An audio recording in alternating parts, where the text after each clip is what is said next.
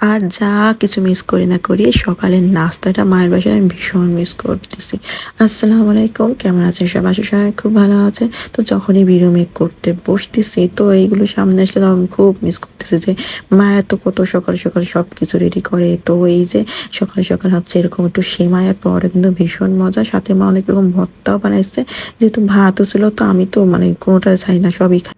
তো মা বাইরের থেকে জানার জন্য কিছু কেনাকাটা করে নিয়ে আসছে, মানে সে আমাকে কিচ্ছু দেখতে দিচ্ছে না, সেই খুলবে সেই দেখবে, মানে সেই সব নিয়ে অস্থির। মানে কোনটা পরবে আবার কোনটা খুলবে, মানে সব কিছু। তো এটা একটু বড় হয়ে গেছে, তো যা কিছুদিন রেখে কিন্তু পড়তে পারবে। ব্যাস পরেই ঘুরায় ঘুরায় চড়ে বসছে একদম। তা মা হচ্ছে যা যা রান্না করবে, যেহেতু সকাল সকাল মা মার্কেটে গেছিলো আর আসার সময় হচ্ছিল একটু টুকটাক বাজারও করে নিয়ে আসছে। এটা হচ্ছে ঘ্যাটকোল। তো ঘ্যাটকোলটা বাজার থেকে এমন নিয়ে আসছে কেন, এখনকার মানুষ না বাজারের ভিতর কিন্তু সবজিটা বেচে বিক্রি করে, মানে শাক পাতা বলে যে কেউ নাকি কিনতে চায় না বাজার ভয়, তো এভাবে করে বিক্রি করে।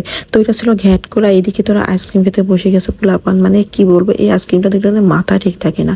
মানে কম টাকার জিনিস হলে আইসক্রিমটা কিন্তু ভীষণ মজা। তো এদিকে হচ্ছে ওই যে বললাম আমাদের কখন যে আইসক্রিম হয় কখন যে চা হয় কোনো ঠিক নাই। আর দুটো মিলে এই যে দুষ্টামি করতে শুরু করলে তো শুরু হয়েছেই।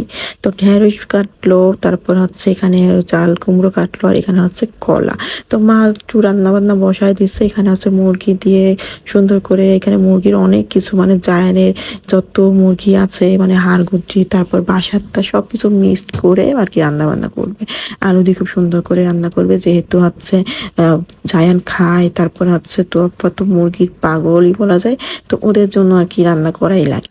দেখতে দেখতে কিন্তু কয়দিন হয়ে গেছে না বাসা থেকে চলে আসছি, মানে মায়ের বাসা থেকে চলে আসছি, কিন্তু ভিডিওগুলো সব হয়ে গেছে। কারণ আপনাদের কাছে আমি সবকিছু শেয়ার করবো আস্তে আস্তে, যেহেতু এত পরিমাণে ভিডিও হয়েছে, মানে এত পরিমাণে হয়েছে আমি কখন কি আপলোড করবো, মানে আমার সময় পাইনি, আর রেকর্ড করার সময় পাই না। তো ভাবতেছি এখানে বসে বসে, যেহেতু এখানে এসে আমার কাজ থাকলেও আমার টাইম আছে, কারণ আমি মানে এগুলো তো করতেই হবে, যেহেতু এখন ব্লগ করা শুরু করছি, তো সবকিছুই টাইম টেবিল করে আমাকে এগুলো করতে হবে। তো এখানে হচ্ছে মা রান্না বসাই দিচ্ছে একটা, আর ওইদিকে তো আরেকটা চলতেছে। তো এইদিকে নানাই করতেছে, আসলে এটা কি ছিল, চাল কুমড়ো। হ্যাঁ, চাল কুমড়ো দিয়ে হচ্ছে সুন্দরভাবে এটা রান্না করবে। বাটা মাছ, বাটা মাছ তো এমনিতেও মানে খুব একটা পছন্দের মাছ আমার, একটা খুব ভালো লাগে খেতে, যে কোনো তরকারিতে বাটা মাছ কিন্তু ভীষণ মজা। আসলে এই গরমে মা যে রান্না করে খাওয়ায় তার বাচ্চাকে, এটাই তো অনেক, তাই না?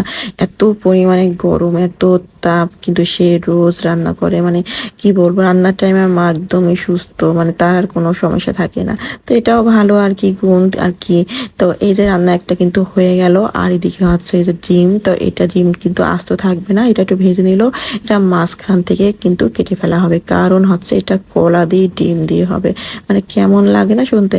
তো এইটা হচ্ছে কলাটা সুন্দর করে গোল গোল করে কেটে নিল, আর এটা একটু কষানো হয়ে গেলে এটার ভিতর দিতে হবে পানি। যেহেতু আজকে একদম মানে সব ভরপুর খাবার, কিন্তু তারপর তোর ঘ্যাটকোল তো আছেই। তো এখানে দিল টমেটো, আর এই যে ফালি করে কেটে রাখা হচ্ছে ডিম অর্ধেক করে আর কি। তো এটা এখন হচ্ছে কলার উপরে মানে সুন্দর করে যখন একটু সিদ্ধ হয়ে যাবে তো ওইটার উপর দিয়ে দেবে। মানে এটা কিন্তু ঝোল হবে না, এটা হালকা মাখা মাখা মাখা মাখা তরকারি হবে। আসলে মা অনেক রকমের রান্না বান্নাই করে। আমি তো সবার আগে ঘ্যাটকোল দিয়েই খাবো, কারণ ঘ্যাটকোল আমার ভীষণ পছন্দ। আর এর সাথে চিংড়ি মাছ হতো, তার তো আরও ভালো লাগতো। কেমন লাগলো অবশ্যই বলো। সবাই ভালো থেকো, আল্লাহ হাফেজ।